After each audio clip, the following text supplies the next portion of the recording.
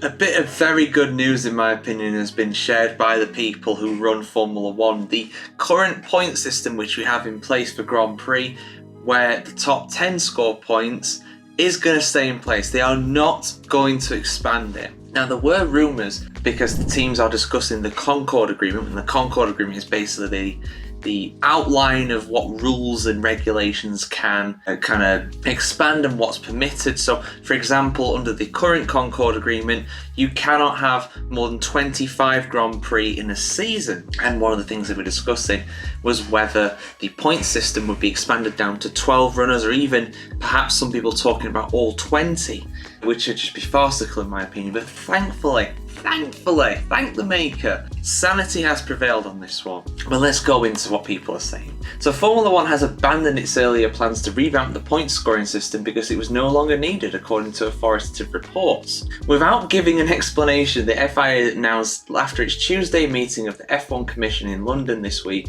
that the decision to scrap the idea was made unanimously, so everybody thinks it's a bad idea. Great. A few months ago, the F1 Commission decided to look into expanding the points paying position from P10 down to 12, whilst proposals for even more radical moves were also not ruled out. But what happened? Well, shortly before the summer break, the balance of power has changed so much that all of the teams except Sauber were able to score points. The original justification for the proposal therefore lost its impact. So yeah, basically everybody's scoring points anyway except for Sauber. And in fact, I think last season everybody scored points as well, if I'm not mistaken. So this system where we've got 10th is not really excluding everybody from the points. And even if it excludes one team like it is right now, that means that just one team's on zero. It doesn't mean it's not like when we had Virgin and Caterham and HRT and teams like that, where they just would never score any points and there'd just be a bunch of zeros at the bottom of the championship, which admittedly is not a good look. But if you've got one team that's on there, then it's not so bad really, in my opinion. Indeed, there were concerns about the lower ranked teams being effectively locked out of the top 10 by the big 5 players that had spurred the point system's talk. Yeah, because of course remember how much it was Noah's Ark formation at the top of the championship. We almost had it in Bahrain where the cars were Noah's Ark formation 2x2 for the entire top 5 for the entire top 10 for the first time in Formula One history. I think we were one place away from that happening. But yeah, that hasn't happened.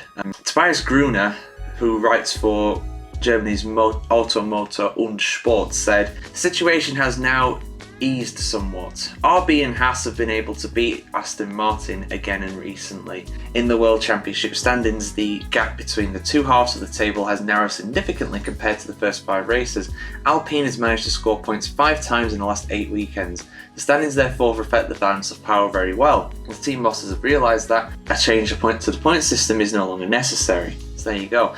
At the earlier F1 Commission meetings this year, the stakeholders agreed to go away and examine the pros and cons of the extended point system, and I quote, "Apparently the disadvantages ultimately outweighed the advantages," the journalist concluded. So yes, great news. It's staying in place. I think it's a good system. I think it's absolutely fine for modern Formula One.